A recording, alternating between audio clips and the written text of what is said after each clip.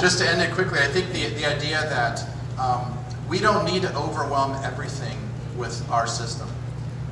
This allows all the rest of the art to breathe. You've got the room, you've got sculpture, you've got paintings, and when you layer in what we do, it all comes together. It's completely different from VR, which takes over everything. This does not take over everything. This actually leaves a lot of room for other art, for people to be there. You're going to share this with other friends. You're going to see your hand. You're going to see other objects. It lives in the world. It needs the world to be there. It actually needs physicality. It's more like poems because or novels where you need, there's some imagination, there's room for other stuff to play, whereas like in other mediums, they just completely take over everything. This doesn't have to take over everything. And I think what we're showing is if you leave the room for other stuff, you can actually express a much more interesting version of someone's world. And also I think the bar gets raised here because the amount of work and talent that went into Dr. Grordbort's, they're an Academy Award-winning studio. Not everyone could do that, and to some extent we wanted to give from August till now to allow people to breathe a little, to play with like, I want to make a cube, I'm going to make a bouncy ball, and like, holy shit, what did they do? Can I do that? But it's like, hey, you could start a garage band, or you could do like Led Zeppelin. And we want to show that, yes, you can do the garage band stuff, but you can also go all the way, and I think Weta's team is really about showing how far you can go. If you've got the talent, if you've got the chops, we're not limiting it. Like we're really, you're taking it to a whole new place, and I think that's what's possible here, but it's also showing that there's room for all the other art forms to coexist at the same time. And I think that's a super important part of spatial computing. That's not a phone, it's not a tablet, it's not VR, and that's what we're trying to teach you guys here. And I think, Greg, from your point of view as well, you've been working on this game now, developing this game for 6 years. From the early concept video to now to the game and the realisation is, you guys and your team have been the first development team working in Magic Leap in spatialised computing. What are the challenges and the rewards that you've been getting with that? It's hell. That's true. It's been all challenges. When we started developing, there was really this man's crazy idea. And that is the whiff that we went running on. And how do you make a game when that is like, don't worry, we'll make this machine and then you'll be able to see stuff. And don't worry, then we'll finally unplug it and it won't weigh 3 tons and sit on top of your head. So every single step has been basically figuring out how the hell do you make a game. We've actually really only probably been making a game for 18 months, but we've been learning for 4.5 years. What the hell is this medium and how can you do it? It's been really, really fun. It's a whole new way of thinking. So we think of analogies like theatre and carnivals and toy stores. How do you get someone to look where you need them to look? Right? You can't know that they're going to look at the screen. You can't know that they're going to walk down the corridor in that game and come around the right corner. You've got to be basically playing all these tricks. So when you play the game, you'll meet little Gimbal, our little robot, who's basically there to come along. To come along and go, hey, come and check out this thing. So yeah, that's probably the first thing we did was invent a friend that could be with you in the world and guide you through it. I was going to say something about Gimbal real quick. When you meet Gimbal, we actually have a notion, I can't say this director's name, but it's director named Gimbal, and that was our measure of solidity. Like that, something, we had like things that were transparent, we weren't happy, they're solidish and solid, and something Gimbal was our qualifier. It was our metric of how an object can be real, and today you're going to see that in Gimbal. Gimbal is metallic, he looks solid, he looks like a real piece of metal, like one of the ray guns as he zooms around the world, and he sits very comfortably in this environment. So that was like, if we can get Gimbal good, by the way, until we got Gimbal good with all the shaders and polygons and things we needed to make, we kept working on the hardware. So this team pushed our engineering team all the way to the edge of reason. We actually changed chips midstream because we weren't happy with the rendering on Dr. G. So this was our tip of the spear project, to say that if we couldn't make this, we shouldn't ship. So we didn't ship with it because we wanted to kind of let you guys play around pre it. But now you're going to see like it sort of uses a lot of the capabilities of the device, and I think that makes it quite interesting.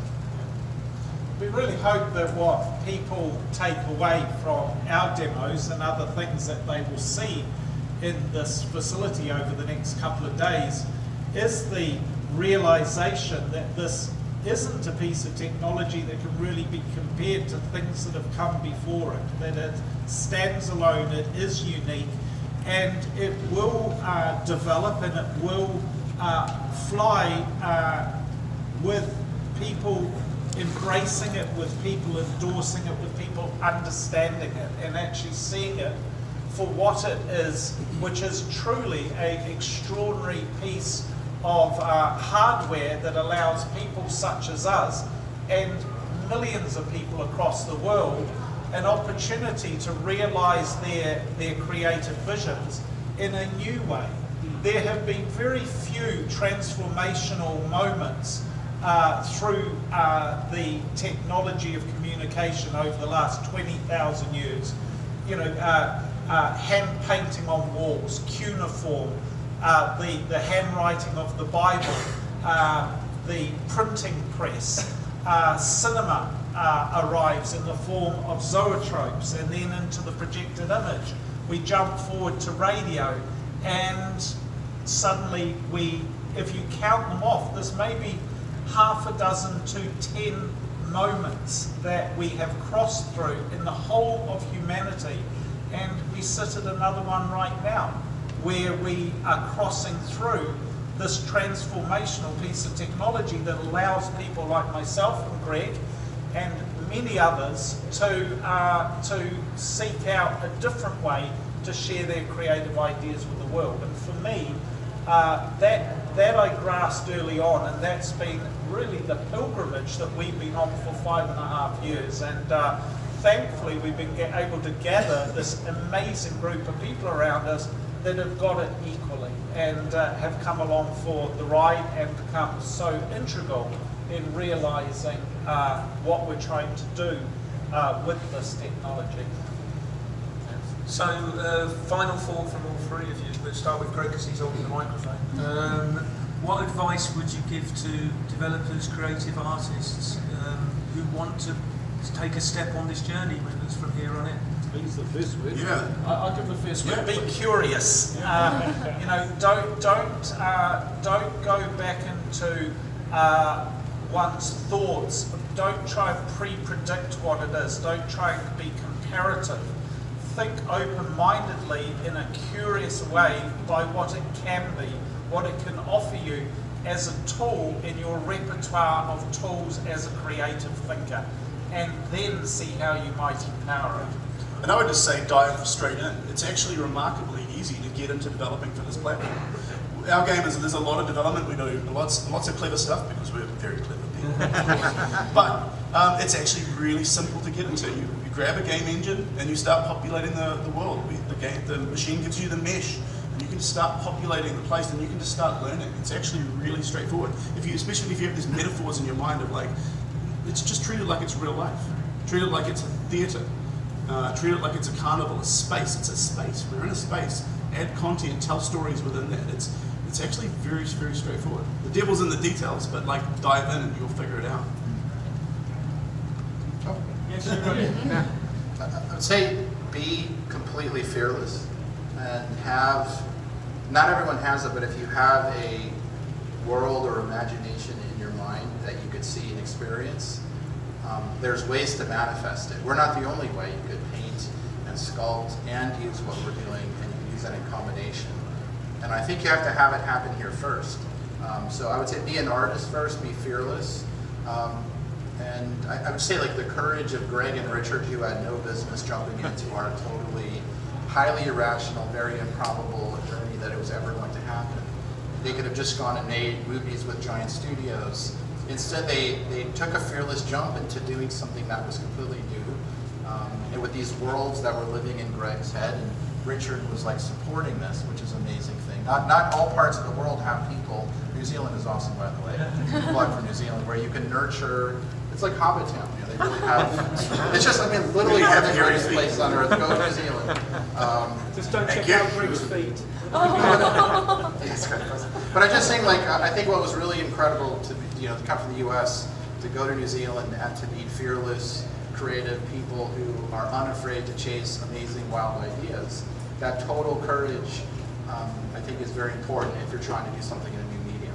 And be an artist, because if you need everything to be perfect, like we're in the late 1800s right now. This is like the Méliès's early films. In 20 years and 50 years and 100 years, who knows where it's going to be. But at every step, you can do something great. And I think what they're going to show everyone today is you can do something great with what it is right now. And then you can always have an excuse about I need more of this or that. There'll always be that excuse. You'll never get the entire universe. You will not have the whole universe. You won't have all brains. You won't have all the energy and power. You'll always be constrained. But art unconstrained, you could do something amazing. With a pencil, with a paper. Richard used to sculpt dragons with a butter knife. I mean, literally, he was completely great. He used to sculpt that, and like people realized he was a great sculptor. He had like no money. So the constraint is not a bad thing, and actually drives the artistic expression. So anyway, that's my thought. And we're talking about artistry in its Go Cleveland. we're talking about artistry in its purest form in the creation of objects of art. But of course, the technology that Roni and his team have created flow freely through every possible division of life. If you start to think of how Greg has created this universe for a piece of entertainment, imagine what a scientist of sociology could create using the same freedom of creativity to help people of the world, or the way that an educator can be as inspired with the tools of their trade and be as creative in their thinking of how to adapt this technology to help the youth of the world learn from the best teachers of the world, and on and on and on it goes. So we don't limit our thinking solely to the creative, fantastical, and arguably sometimes frivolous ideas that we might have. Some of the best conversations we're having are around where we can visualize this incredible piece of technology assisting in so many areas across the world with respect to the way that different people are able to embrace this, empower it, and create something exceptional. Wonderful. And my two pennies into that as well is that a lot of those conversations and a lot of creative endeavour in any form always starts with the question of what if. If you can ask that question, then you're on to a good start. And all that is very, very lovely and noble, but I would say most importantly, if you hang around, we're going to open the floor and you're going to shoot a robot in the face. Which is